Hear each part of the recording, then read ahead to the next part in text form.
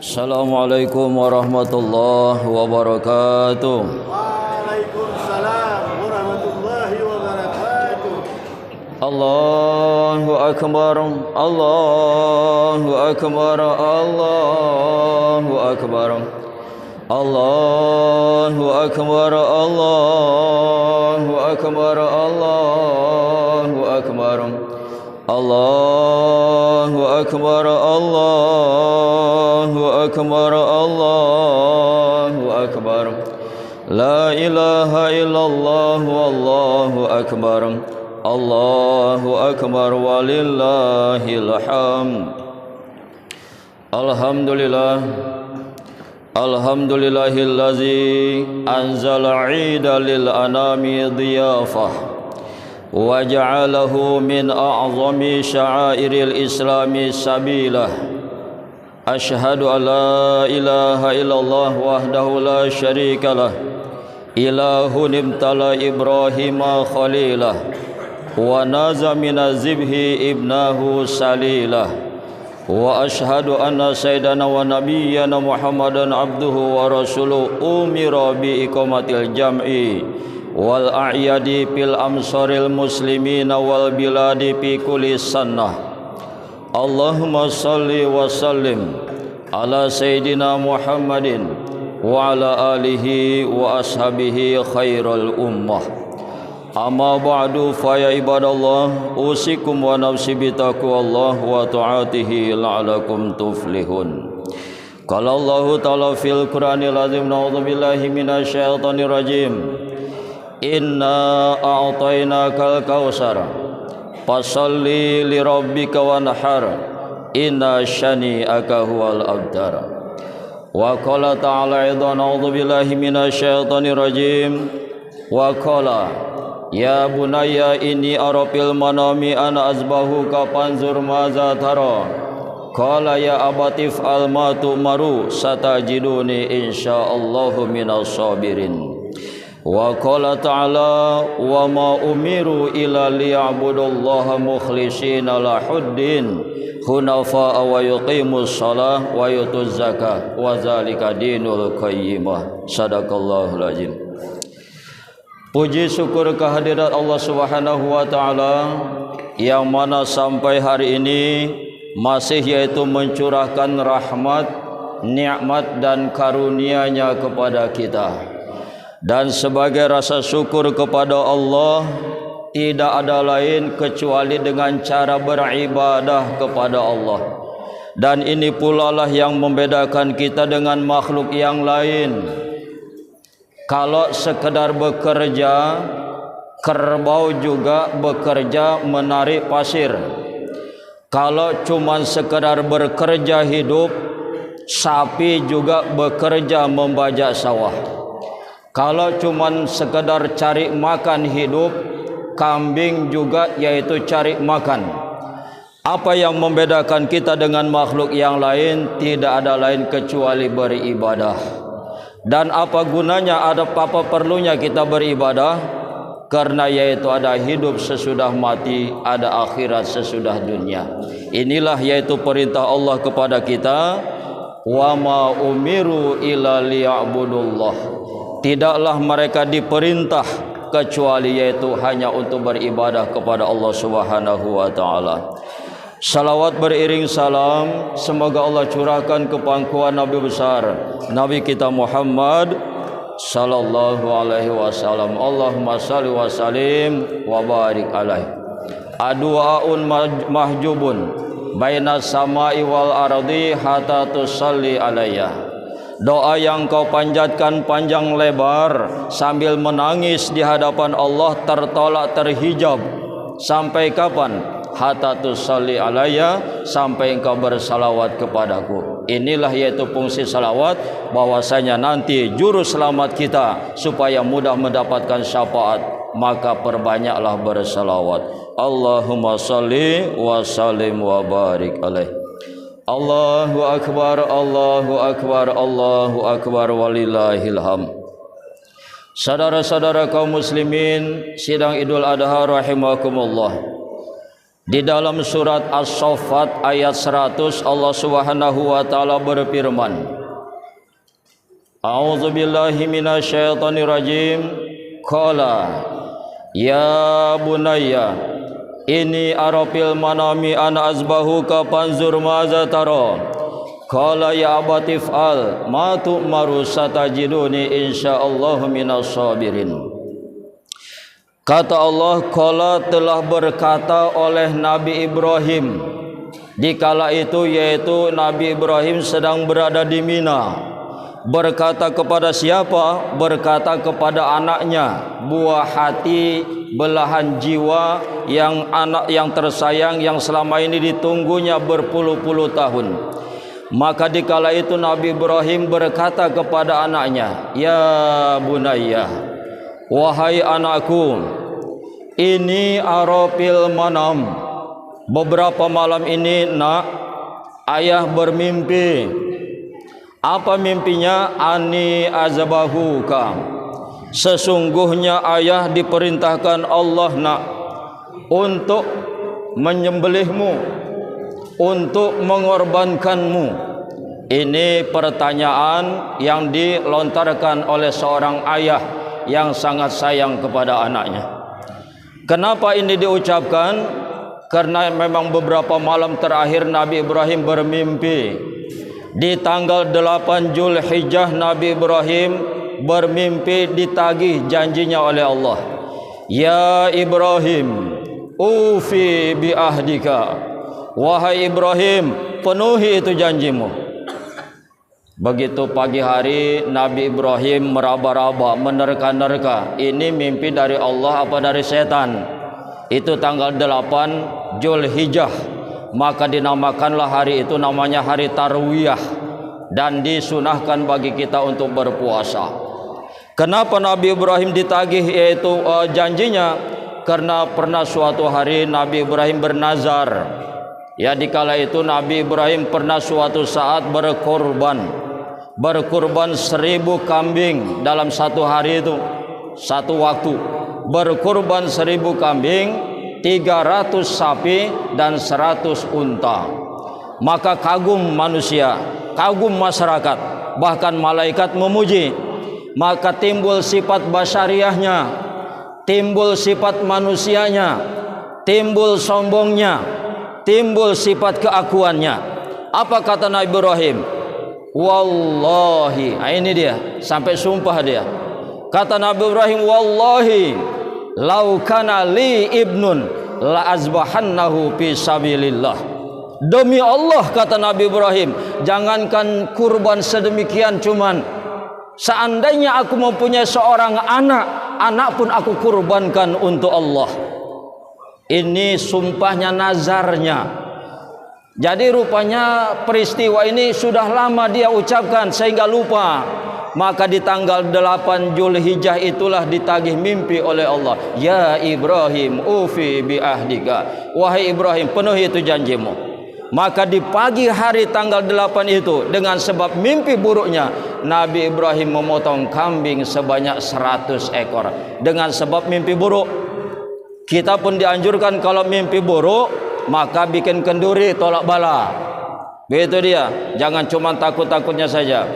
Malam yang ke-9 Nabi Ibrahim ditagih mimpinya, diseru dalam mimpinya dengan mimpi yang sama. Ya Ibrahim, ufi bi ahdika. Wahai Ibrahim, penuhi itu janjimu.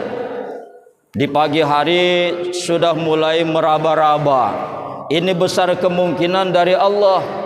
Maka tanggal 9 itu dinamakan hari Arafah namanya. Disunahkan kita untuk berpuasa. Di pagi hari yang kedua itu Nabi Ibrahim memotong, yaitu sembelihan kurban. Apa yang dipotongnya? Unta. Kalau yaitu mimpi yang pertama memotong 100 kambing, mimpi malam yang kedua memotong 100 unta. Begitu dahsyatnya itu Nabi Ibrahim. Sehingga nanti ikhlas mana antara anak dan bapak di dalam masalah ini. Ini kesimpulannya nanti.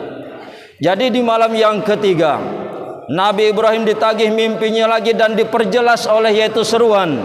Ya Ibrahim, innallaha ya'muruka an tazbaha waladaka Ismail. Itu seruan dalam mimpinya. wahai Ibrahim, sesungguhnya Allah Subhanahu wa taala telah memerintahkan engkau untuk menyembelih anakmu yang bernama Ismail. Maka di pagi hari Nabi Ibrahim menjumpai anaknya, dipeluk anaknya, nangis karena ini sudah yakin, sudah jelas perintah Allah Subhanahu wa taala. Maka di pagi itu dipeluk anaknya, lalu yaitu berpesan kepada istrinya, wahai Hajar, mandikan anakmu. Setelah itu dandankan dia, hiasi dia. Ini perintah dan sekaligus sunnah kepada kita. Sunnah apa? Hewan kurban kita sebelum dikurbankan mandiin dia, bersihkan dia. Setelah itu apa? Dandankan dia. Dengan apa? Dengan memakai minyak wangi, pakai bedak, disisir, sebagaimana yaitu kelakuan daripada Siti Hajar. Karena yaitu agama kita mengikut milah daripada Ibrahim. Kata Nabi Ibrahim, mandikan tu anakmu, dan setelah itu dandani dia. Dimandikan, didandani. Kata Siti Hajar, mau kemana? Mau bertamu ke tempat saudara. Setelah yaitu dimandikan, didandani, maka pergilah yaitu Nabi Ibrahim berserta anaknya ke Mina, dibawa tali dengan pisau. Maka dikala itu ada seorang makhluk yang sangat sibuk untuk menggagalkan. Siapa dia? Iblis. Maka yang pertama yang didatangi oleh iblis Nabi Ibrahim, Ibrahim, lihat anakmu yang begitu yaitu lucunya, yang sedang ceria-cerianya, engkau tunggu kelahirannya berpuluh-puluh tahun, tiba-tiba saja engkau kurbankan dia. Kata Nabi Ibrahim, ini sudah perintah Allah, ya kami siap untuk melaksanakannya. Gagal. Didatangi istrinya, barangkali kata iblis kalau istrinya ada perasaannya halus, maka yaitu dicoba digoda. Wahai Hajar, kenapa engkau duduk santai di rumah padahal suamimu membawa anakmu untuk disembelih? Kata yaitu Hajar, mana mungkin seorang ayah tega menyembelih anaknya. Kata yaitu iblis tadi, yaj'amu annahu amara rabbahu. Nabi Ibrahim menyangka bahwasanya itu perintah Allah. Kata Hajar, kalau memang itu perintah Allah, jangankan cuman anakku, aku sendiri pun rela untuk dikorbankan. Gagal yang kedua. Yang ketiga yang didatangi Ismail. Ismail, kamu ini bersenang-senang, lompat sana lompat sini, kegirangan mau bertamu ya, padahal ayahmu membawamu yaitu kemari untuk disembelih. Kata Ismail, mana mungkin. Kata iblis, coba lihat di tangan ayahmu. Ayahmu yaitu membawamu dengan membawa tali dan pisau. Kata Nabi Ismail, apa sebabnya? Kata iblis, Nabi Ibrahim menyangka bahwasanya Allah memerintahkannya. Kata Nabi Ismail, kalau memang Allah sudah memerintahkannya, sami'na wa ata'na, kami mendengarkan dan mentaati. Gagal. Begitu mau menggoda yang berikutnya, maka Nabi Ismail mengambil batu kerikil, lalu dilemparlah iblis tadi sehingga buta matanya. Ini menjadi kewajiban di dalam yaitu ibadah haji untuk meluntar jumrah namanya. Saudara-saudara kaum muslimin, sidang Idul Adha rahimakumullah. Maka dengan inilah Nabi Ibrahim bertanya kepada anaknya, ya bunaya, ini arafil manami ana azbahu ka panzur maza tara. Wahai anakku, beberapa malam ini ayah bermimpi nak, diperintahkan Allah untuk menyembelihmu. Apa pendapatmu? Ini luar biasa ayah tadi, walaupun jelas-jelas sudah perintah Allah, enggak main ikat dia. Ditanya dulu pendapat anaknya, bagaimana pendapatnya? Apakah mau menolak ataukah yaitu tunduk terhadap perintah Allah Subhanahu wa taala?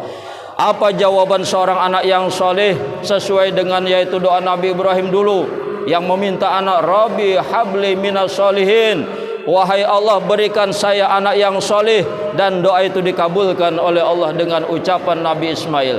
Apa jawaban Nabi Ismail begitu ditanya? Ya abatif'al ma tu'maru satajiduni insyaallahu minas sabirin. Wahai ayah, kalau memang sudah itu jelas-jelas perintah Allah, wahai ayah, if'al ma tu'maru, maka yaitu kerjakan dia, laksanakan dia, insya Allah minas sabirin, mudah-mudahan engkau mendapat saya sebahagian daripada orang-orang yang sabar. Maka yaitu jelas di sini sudah yaitu berserah diri. Maka dikala itu Nabi Ismail berwasiat.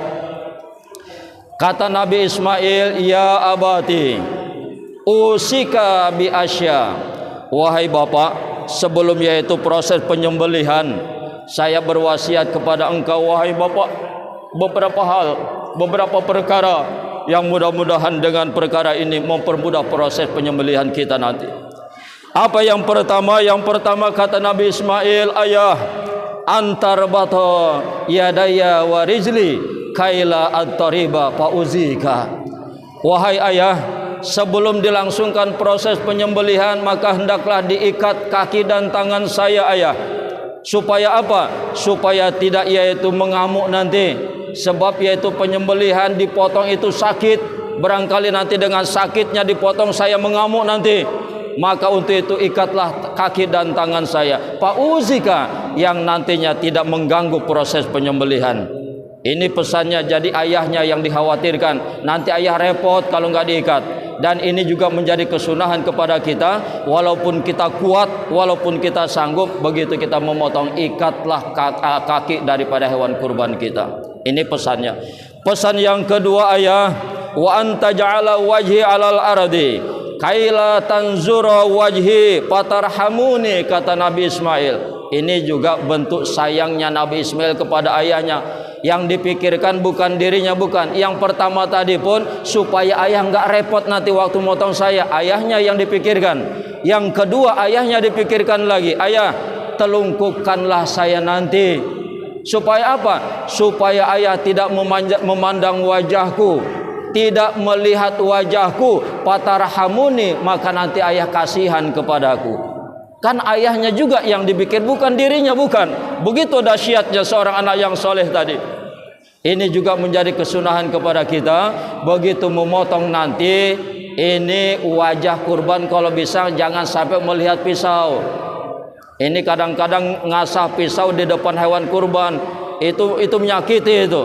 Ya, mengganggu perasaannya. Oleh karena itu sekurang-kurangnya kalau bisa sediakan kain putih, kain kapan, ditutup yaitu mata kurban tadi. Ini kesunahannya. Yang ketiga, wa antaj waqshib anisyabaka kaila yatalatahu alaihi syai'un min adami payangkusu ajri wa tarahu ummi fatahzanu. Ayah, gulungkan lengan baju ayah. Supaya apa? Supaya jangan terpercik daripada darahku ayah, yang nanti bisa mengurangi pahalaku. Sebab setiap darah yang menetes ke bumi diciptakan malaikat. Satu tetes yaitu hewan kurban, maka dijadikan 10 malaikat, seluruhnya beristighfar sampai hari kiamat. Maka kata Nabi Ismail, gulungkan lengan baju ayah. Supaya apa? Supaya tidak terpercik yaitu darah saya, yang nantinya berkurang pahala saya. Dikala ibu melihat nanti ibu akan bersedih ya atas peristiwa ini. Yang selanjutnya, washad saprotaka wasra imrarah alal halki liyakuna ahwanun fa inal mauta asyaddun. Wahai ayah, sebelum yaitu proses penyembelihan, maka tajamkanlah pisaunya. Ini juga kesunahan kepada para ustadz supaya diasah parangnya. Dan yang memegang kepalanya yang betul-betul itu. Sebab begitu kepala bergerak susah memotongnya dan akan gagal yaitu penyembelihan. Jadi kata Nabi Ismail, ayah tajamkanlah dulu pisaunya. Kenapa? Sebab yaitu penyembelihan itu sangat menyakitkan, supaya itu ringan prosesnya. Ini kata Nabi Ismail. Yang selanjutnya, wa antazbah biqamisi ila ummi tazkiratan laha minni. Wahai ayah, setelah yaitu selesai proses penyembelihan, bawalah kain bajuku ini kepada ibu. Bawa pulang kainku kepada ibu. Serahkan baju ini kepada ibu. Untuk apa? Tazkiratan laha minni, supaya menjadi kenang-kenangan kepada ibu. Apabila dia rindu kepadaku bisa melihat yaitu baju bekas yaitu penyembelihan ini. Inilah pesan daripada Nabi Ismail. Wasalim alaiha wa kullaha isbiri ala amrillah. Dan sampaikan salamku kepada ibu, bersabarlah atas melaksanakan perintah Allah. Yang selanjutnya kata Nabi Ismail, wala tukhbiruha kaifa zawahtani wa kaifa rabatta yadaya wa rijli.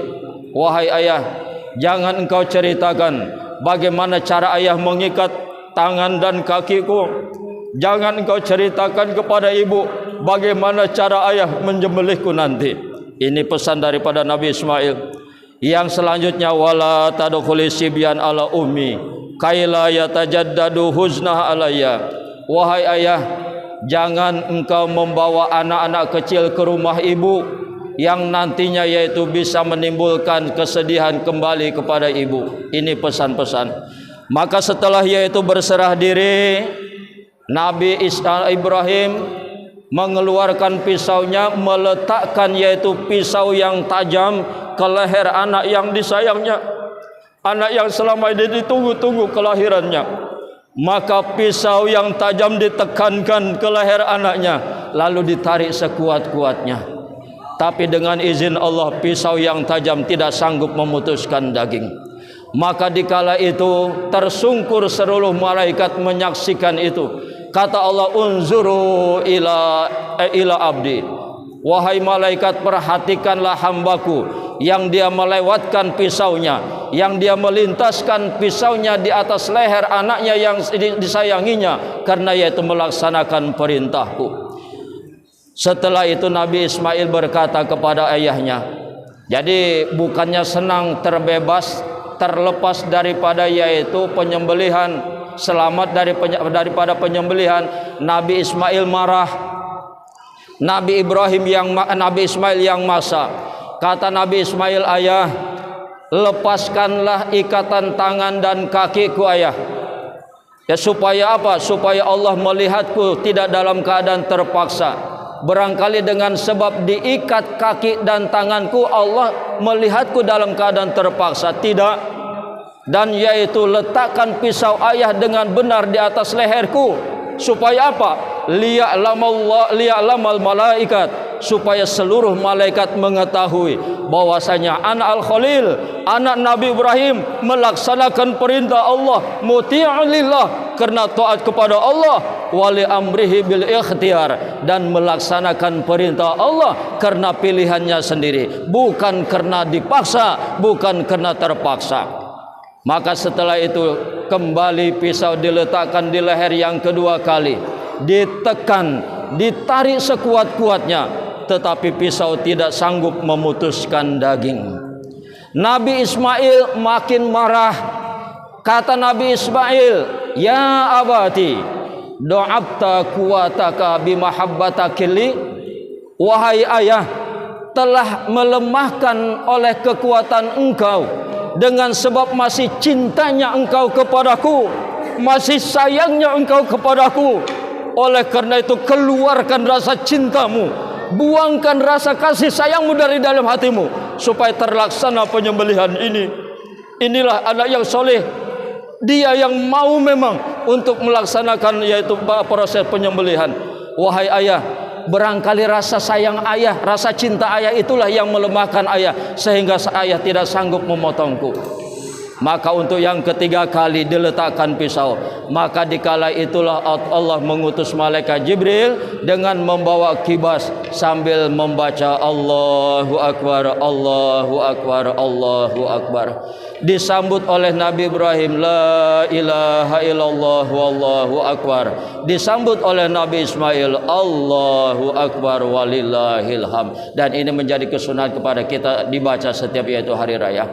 Maka setelah selesai penyembelihan, Nabi Ismail berkata, ayah, siapa di antara kita yang paling dermawan dan paling ikhlas ayah? Ayah, apakah saya yang paling dermawan? Ayah, apakah saya yang paling ikhlas di dalam masalah ini? Kata ayahnya, aku nak yang paling ikhlas. Kata Nabi Ismail, anaknya, tidak ayah, bal ana, saya yang paling ikhlas di dalam masalah ini. Kenapa? Kalau ayah memotong saya, ayah masih bisa mendapatkan anak yang lain. Tetapi kalau saya mati, saya dipotong, saya tidak punya nyawa yang lain. Maka dikala itu Allah berseru. Kata Allah, bal ana askhiyun minkuma.